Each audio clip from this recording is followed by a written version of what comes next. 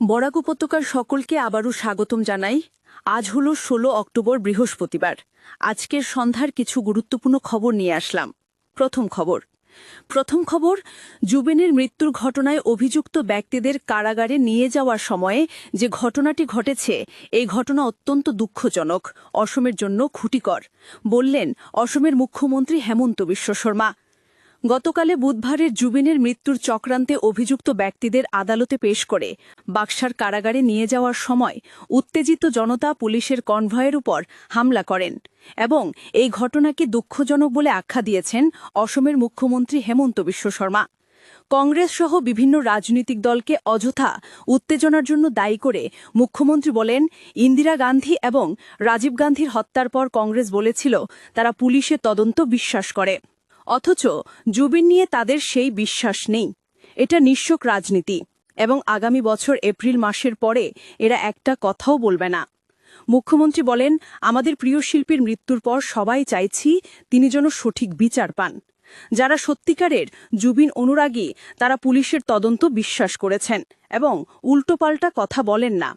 তবে আমরা দেখতে পাচ্ছি কিছু লোক সামাজিক মাধ্যমে উল্টোপাল্টা কথা বলেছে এবং উস্কানিমূলক বার্তা দেওয়া হচ্ছে এবং একই সঙ্গে ভুল তথ্য প্রচার করা হয়েছে।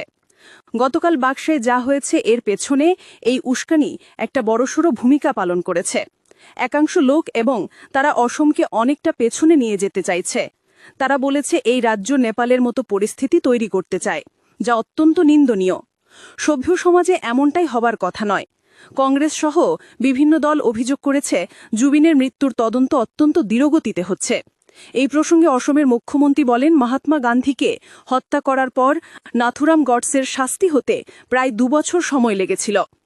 ইন্দিরা গান্ধী এবং রাজীব গান্ধীর হত্যার ক্ষেত্রে একই পরিস্থিতি ছিল। কংগ্রেস দল ভুলে যাচ্ছে তারা সেই সময় ক্ষমতায় ছিল এবং নিজেরা পুলিশের উপর আস্থা রেখেছিল। এখন জুবিনের ঘটনা নিয়ে তাদের ধৈর্যসীমা নেই। এটা জুবিনের প্রতি অনুরাগ নয়, বরং রাজনীতি।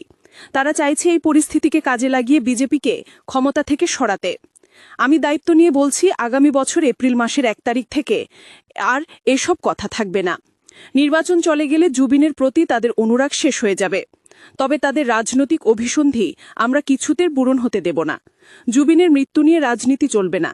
আমাদের তদন্ত চলছে এবং জুবিনের পরিবারের সঙ্গে আমরা যোগাযোগ রেখে চলেছি। সময় এলে একের পর এক তথ্য বেরিয়ে আসবে। সিঙ্গাপুর থেকে যেসব অসমীয়রা গুয়াহাটি এসেছেন তাদের কঠোর নিরাপত্তা প্রদান করেছে অসম পুলিশ।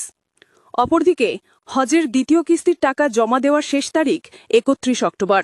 ২০২৬ সালের হজযাত্রীদের কাছ থেকে দ্বিতীয় কিস্তির অর্থ জমা নেওয়া শুরু হয়েছে। কেন্দ্রীয় হজ কমিটির মুখ্য কার্যবাহী আধিকারিক শাহনবাসী এক সার্কুলারে জানিয়েছেন, দ্বিতীয় কিস্তির ১,২৫,০০০ টাকা আগামী ৩১ অক্টোবরের মধ্যে ব্যাংক রেফারেন্সে উল্লেখ করে পেইন স্লিপ ব্যবহার করে হজযাত্রীরা অফলাইনে স্টেট ব্যাংক অফ ইন্ডিয়া এবং ইউনিয়ন ব্যাংকের মাধ্যমে অথবা হজ সুবিধা আপযুগে অনলাইনে জমা দেওয়া যাবে। অর্থ জমা করা পেইন স্লিপের হজ কমিটির নির্ধারিত অংশ এবং অনলাইনে জমা দেওয়ার রসিদ সংশ্লিষ্ট জেলা হজ কমিটির মাধ্যমে রাজ্য হজ কমিটির কার্যালয়ে পাঠাতে হবে।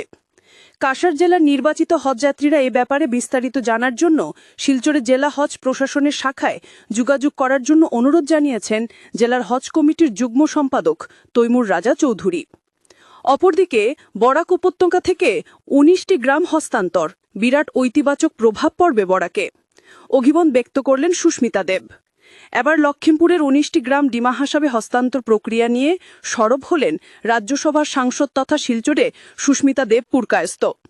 এই সিদ্ধান্ত কার্যকর হলে তা শুধু লখিমপুর বিধানসভা এলাকারই নয়, গোটা কাছাড় তথা বরাক উপত্যকার ভৌগোলিক এবং অর্থনৈতিক ক্ষেত্রে বিরাট প্রভাব পড়বে, এই বলে অভিমত ব্যক্ত করেন সুস্মিতা দেব।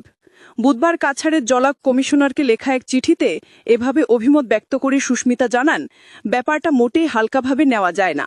ভৌগোলিক এবং অর্থনীতিতে নৈতিবাচক প্রভাব পড়ার পাশাপাশি এতে গ্রামগুলোর বাসিন্দাদের অস্তিত্ব হারাবে। অপরদিকে শামকানু সহ ৫ জনকে ১৪ দিনের বিচার বিভাগীয় হেফাজতে পাঠালো আদালত। জেলযাত্রা শুরু হল শামকানু মহন্ত সহ সিদ্ধার্থ শর্মা, সন্দীপম গর্গ, নরেশ সরেবরা এবং পরেশ বৈশ্যের। শিল্পী জুবিন গর্গের রহস্যজনক মৃত্যুর মামলায় বুধবার সংশ্লিষ্ট ৫ জনকে ১৪ দিনের বিচার বিভাগীয় হেফাজতে পাঠিয়েছে আদালত। অপরদিকে ঘুষকাণ্ডে গ্রেফতার হলেন NHIDCL এর এক্সিকিউটিভ ডিরেক্টর।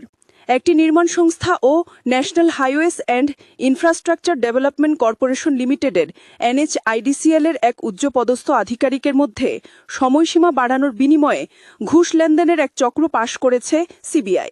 বৃহস্পতিবার সকালে গৌহাটি NHIDCL এর আঞ্চলিক অফিসের এক্সিকিউটিভ ডিরেক্টর একটি নির্মাণ সংস্থার কাছ থেকে 10 লক্ষ টাকা ঘুষ নেওয়ার সময় হাতে নাতে গ্রেফতার করেছে সিবিআই। এই ছিল আজকের সন্ধ্যার খবরগুলি।